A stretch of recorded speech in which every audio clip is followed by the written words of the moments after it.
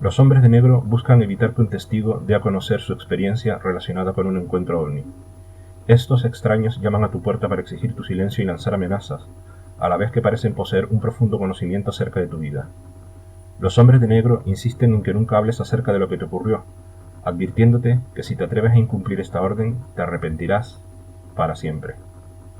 El caso que os voy a contar hoy fue investigado por Jenny Randles. Jenny Randles nació en 1951 en Inglaterra y aún sigue activa profesionalmente. De acuerdo a sus editores, estudió física y geología en la universidad. Se especializó en escribir libros sobre ovnis y fenómenos paranormales. De sus obras se han publicado 50 libros hasta la fecha, de los cuales se han vendido más de 1,5 millones de copias en 24 países. Ha sido invitada al Parlamento británico para informar a los políticos sobre el estado de la situación del fenómeno ovni en Gran Bretaña. Han cooperado con ella muchos miembros del Parlamento, de todos los partidos, y altos oficiales de la defensa en intentar buscar una respuesta racional. Incluso se le han filtrado documentos secretos. En su opinión, no cree que haya un encubrimiento de culposos secretos, sino que cree que hay mucha prudencia acerca del misterio ovni y por muy buenas razones. Acuñó el término factor de Oz para describir el extraño y aparentemente alterado estado de conciencia que muchos testigos de ovnis y fenómenos paranormales afirman sentir en el momento de producirse los hechos. Ella se ha dado cuenta de la extraña calma y ausencia de pánico que describen los testigos en tan extrañas circunstancias. Según ella misma, en palabras de los propios protagonistas de los eventos, se trata de la sensación de sentirse aislado o transportado del mundo real a un entorno diferente donde la realidad es la misma pero ligeramente distinta, como en el cuento del mago de Oz. Ella afirma además que el factor de Oz señala a la conciencia como punto focal del encuentro ovni. En el caso de hoy, Shirley, el cual es un seudónimo usado para preservar la identidad del testigo, volvía a su casa después del trabajo una fría noche de invierno del 23 de enero de 1976. En ese entonces tenía 17 años y trabajaba en una oficina en la ciudad de Bolton, en Lancashire. Como de costumbre, tomó el autobús para salir del centro de la ciudad a su casa en las afueras. Esto sucedió alrededor de las 5:20 de la tarde. Era casi de noche y las calles estaban tranquilas.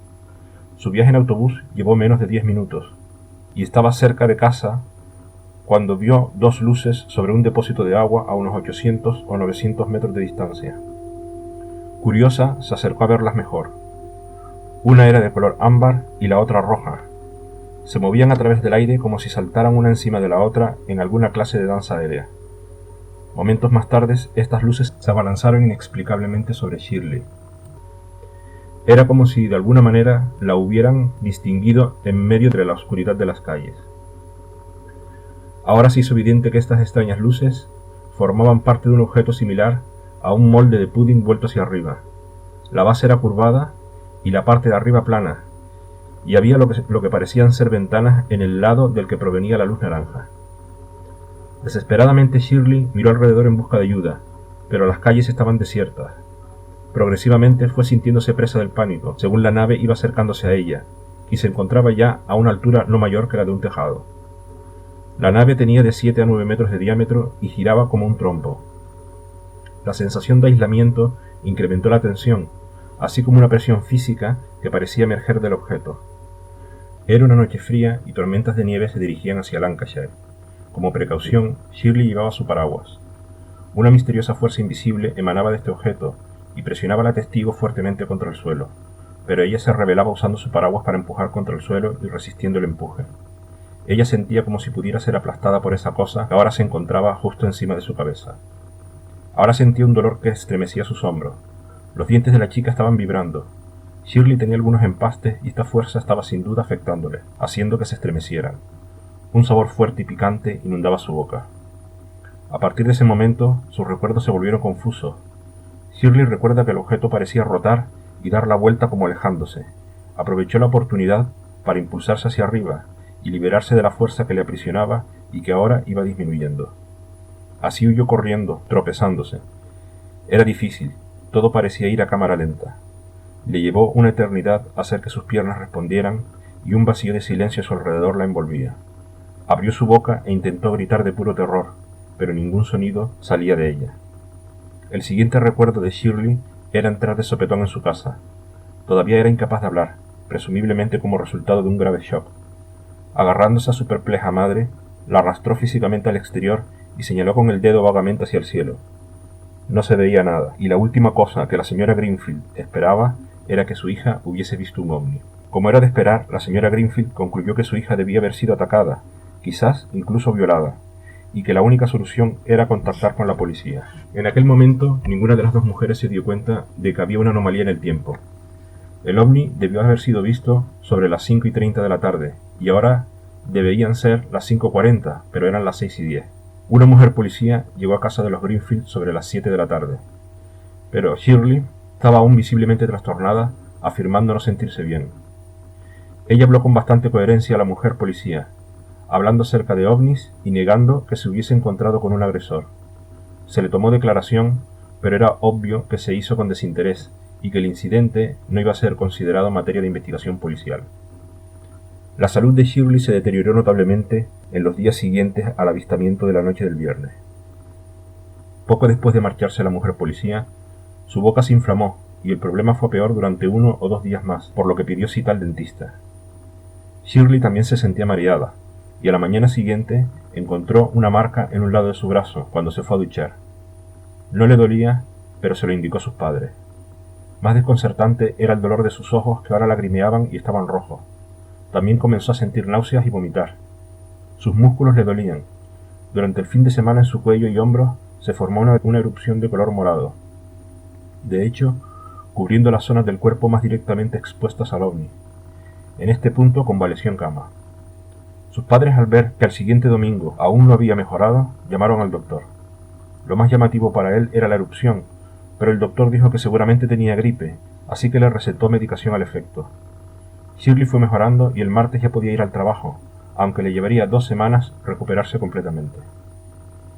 A estas alturas, la boca de Shirley le estaba causando verdaderos problemas. El dentista estaba desconcertado. Los empastes superiores se habían deshecho en un polvo y se habían caído. Algunos en su mandíbula inferior se habían quedado incrustados en las encías, y fue necesario un extenso trabajo para conseguir sacarlos. Él le comentó que en todos sus años de trabajo nunca se había encontrado con un problema como aquel, más aún cuando los empastes no eran recientes. A consecuencia de su avistamiento, al jueves siguiente de su encuentro con el ovni, Shirley habló de su experiencia con un vecino de la localidad llamado Arthur Tomlinson. Arthur era ya un veterano investigador del fenómeno ovni, perteneciente a una asociación investigadora desde 1955, una de las más antiguas del mundo, pero no evitó hablarle de las secuelas médicas. Shirley guardó silencio al respecto hasta 1984, cuando decidió hablar sobre ello al toparse con el libro The Pennine UFO Mystery de Jenny Randles. Aunque no lo he mencionado antes, Pennine Ridges era la zona donde vivía Shirley, que ha estado plagada de actividad ovni durante años. El libro no menciona su caso, ni hace referencia a hombres de negro, un término que Shirley no había oído nunca. Ahora tenía 26 años y estaba más segura de sí misma, por lo que localizó el teléfono de Jenny Randles y le hizo una llamada. Le dijo que había cosas que ella nunca había contado y que necesitaba describir, que necesitaba liberarse de ellas. Durante años le habían estado carcomiendo por dentro. Durante los 2 años siguientes, Jenny tuvo varios encuentros con Shirley. Shirley asistió a doctores y psiquiatras coordinados por el en aquel entonces llamado MUFORA, Manchester UFO Research Association. Estas sesiones incluyeron valoraciones de su estado y regresiones hipnóticas. La primera cita la tuvo con el doctor Albert Kellar, un especialista de Manchester. El otro trabajo tuvo lugar bajo los auspicios del doctor John Dale, un psicólogo clínico en Stockport. Jenny estuvo presente en todas las ocasiones. La memoria perdida que emanó a través de la hipnosis nos dice que Shirley fue de alguna forma llevada a una gran habitación donde le hicieron echarse en una mesa o cama. Ella estaba siendo estudiada por un ser que era el único al que ella podía ver, ya que su cabeza estaba inmovilizada. La entidad era muy parecida a un humano, aunque su estatura sobrepasaba el 1,82 m. Parecía ser una mujer con un vestido largo y un pelo tan rubio que parecía blanco. Este ser no fue cruel con su cautiva. Una voz estaba constantemente indicando que no tuviese miedo, mientras la entidad examinaba a Shirley, en particular sus pies. Bajo hipnosis, Shirley repetía constantemente la palabra Babinski. El reflejo Babinski es un test que los doctores realizan para determinar la función muscular y que conlleva golpear la planta de los pies. La entidad también introducía imágenes en la cabeza de Shirley, cientos o miles de ellas. Estas se referían a cosas que estimularían una respuesta en un tiempo no especificado. Shirley no debía saber lo que éstas eran, sino que la verdad sería revelada más tarde, durante y después de la secuencia de eventos. Esta frase no significaba nada para ella, pero los aliens habían asegurado que ellos la volverían a visitar, y entonces alguna clase de disparador subconsciente sería activado. El lunes 2 de febrero de 1976, 9 días después del encuentro ovni de Shirley, su madre recibió una llamada justo antes de que su hija llegara del trabajo. Un hombre que solo se identificaría a sí mismo como alguien que investiga estas cosas, planteó preguntas acerca del estado de salud de la chica. Específicamente quería saber si algunas marcas habían sido dejadas en su cuerpo. La señora Greenfield se lo quitó de encima inteligentemente.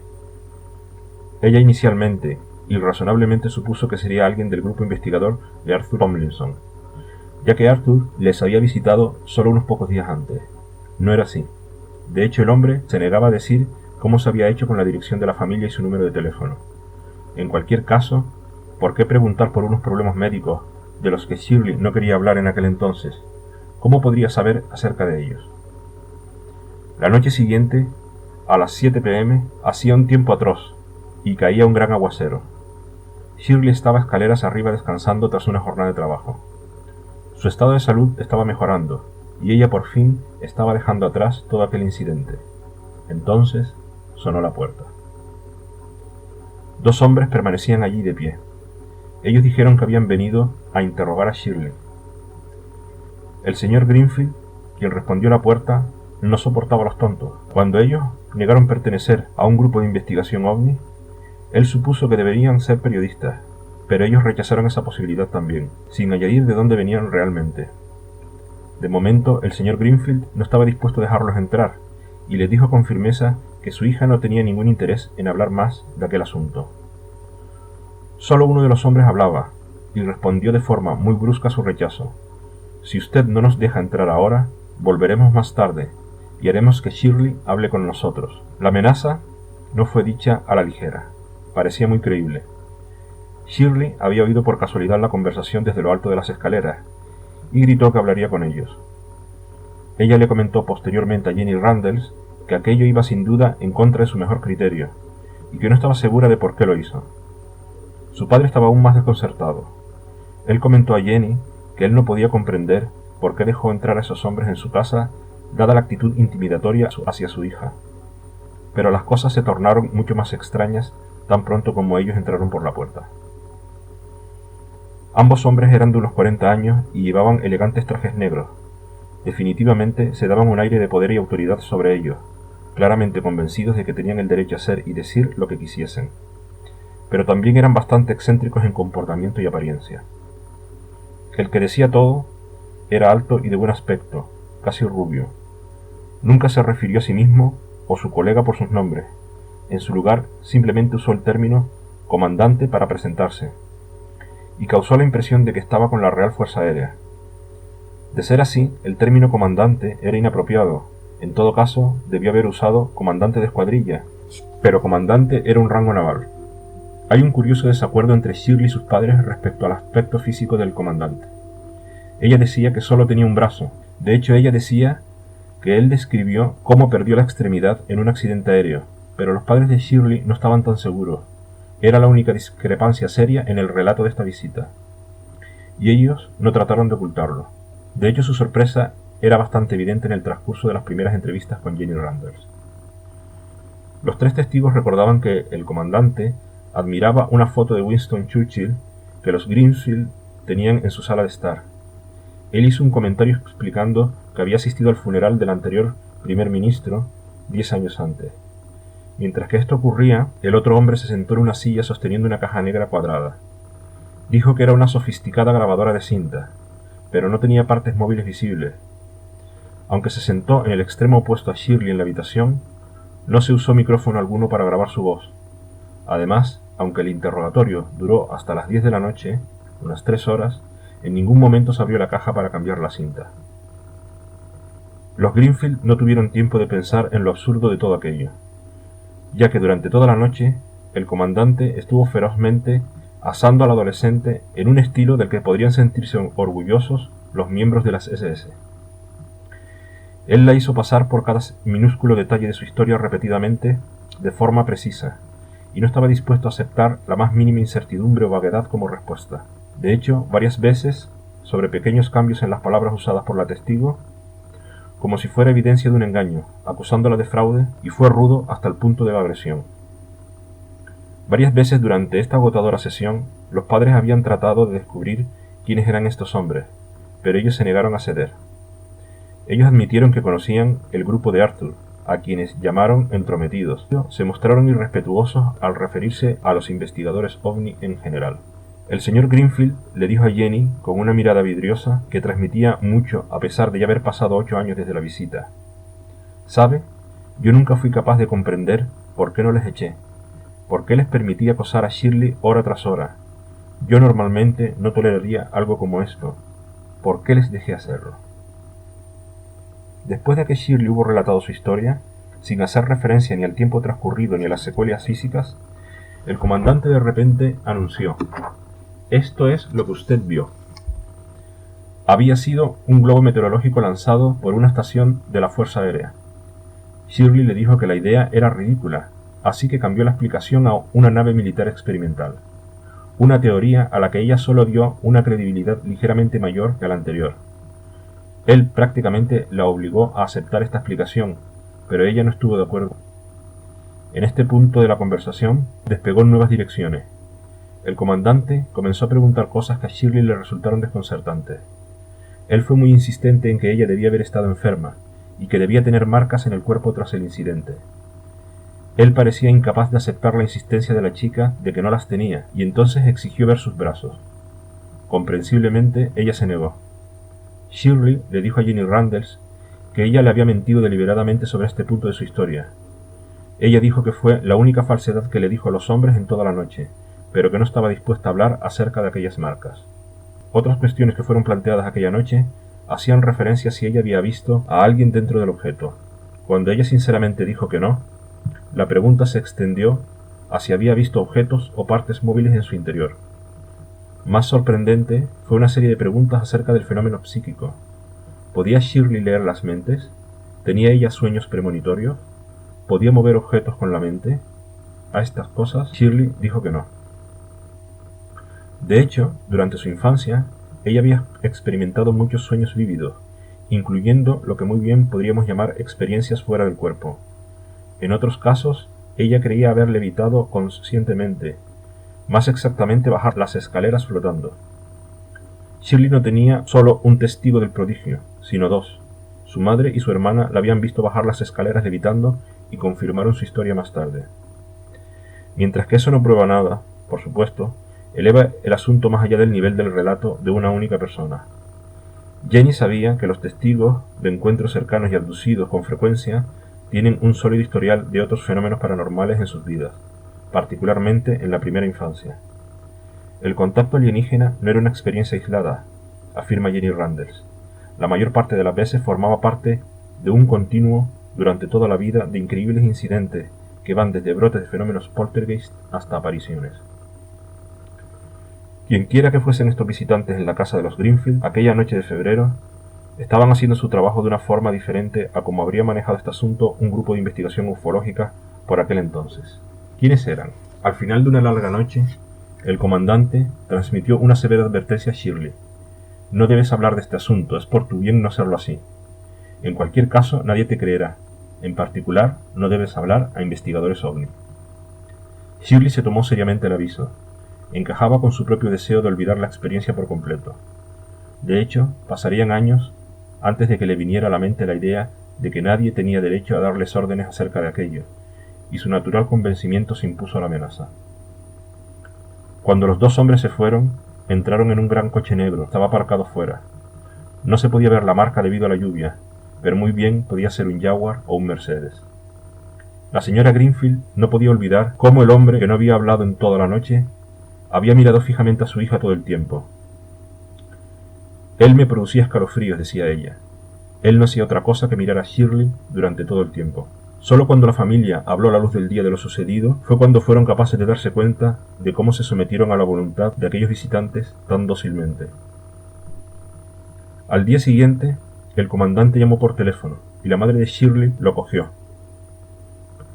El comandante le pidió que le preguntara a Shirley si estaba segura de que no tenía marcas en el cuerpo, lo cual ella hizo y Shirley negó categóricamente. Aproximadamente una semana más tarde volvió a llamar y preguntó exactamente lo mismo. Esta vez Shirley cogió el teléfono, decidida a acabar con aquello de una vez por todas. Sus marcas ya habían desaparecido por aquel entonces, así que dijo que sí, que había tenido una erupción cutánea y otros problemas que ya no tenía. El comandante se mostró aliviado al recibir esta noticia y dio las gracias por la información. Entonces colgó el teléfono y los Greenfield nunca volvieron a saber de él. Sin embargo, durante la primera regresión a la que sometió Shirley con el Dr. Keller en Manchester, él le pidió que volviera a revivir la visita de aquellos dos hombres, además del encuentro ovni. Esto resultó en un horrendo calvario.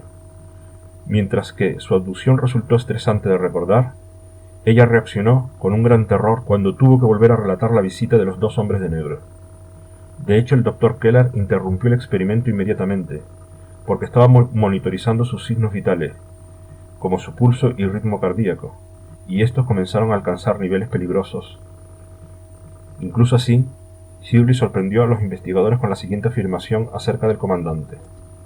No lo comprendo, me estaba hablando 2 veces. Parece ser que durante la visita, un mensaje estaba actuando en su mente subconsciente al modo de una comunicación subliminal. El hombre estaba, de alguna manera, interrogándola a 2 niveles diferentes. ¿Fue esto algún tipo de sugestión hipnótica? ¿Y fue esta la razón por la que la familia se sometió hora tras hora al interrogatorio sin pestañear? Después de que las sesiones hipnóticas hubieron concluido en 1984, Shirley recibió una llamada telefónica estando en casa. No era el comandante. Ella no reconoció la voz masculina. Aunque muy pocas personas sabían aún acerca de las regresiones, la persona que llamaba le dijo a Shirley que sabía todo lo referente al resultado. Él le advirtió de que dejara de cooperar con el Mufora y que acordara un encuentro con él si quería saber la verdad.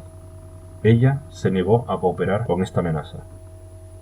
Una semana más tarde, Shirley recibió otra desconcertante llamada. Esta vez era para invitarla a un hotel en el centro de Manchester, de forma que pudiera ser examinada para un puesto de trabajo de lujo. El trabajo, bien pagado, implicaría que se mudase inmediatamente a Zimbabue. De acuerdo al interlocutor, ella había echado una solicitud para el puesto. Shirley no había hecho tal cosa, y consecuentemente no asistió a la entrevista. Ella no tenía ni idea de cómo había tenido lugar dicha oferta. Eso fue la gota que colmó el vaso, y Shirley decidió dejar de hablar de su experiencia para siempre. Ella comenzó una vida tranquila, lejos de su anterior hogar y de las tácticas intimidatorias de estos hombres misteriosos. Doy las gracias a Jenny Randles por documentar este caso, a Shirley por compartir su experiencia y a vosotros por haberme escuchado. Si os ha gustado, por favor, dadme like y compartid en las redes sociales, me ayudaréis mucho. En los próximos programas desvelaremos más cosas acerca de las misteriosas visitas de los hombres de negro. Buenas noches.